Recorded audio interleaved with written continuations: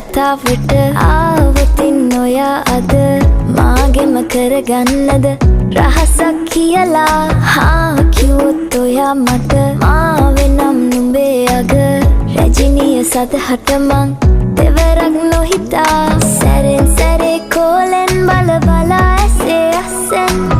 බොරුවට එපා වගේ හිඳින්න එපා රවන්න එපා ටිකෙන් ටිකේ ආලෙන් පුරවලා හිතේ හිස්තැන් නුඹ මට හිතක් වටින කෙනා නිසා හා චුට්ටක් කතාවට ආවොතින් ඔයා අද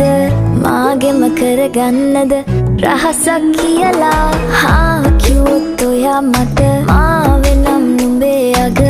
රැජිනිය සදහට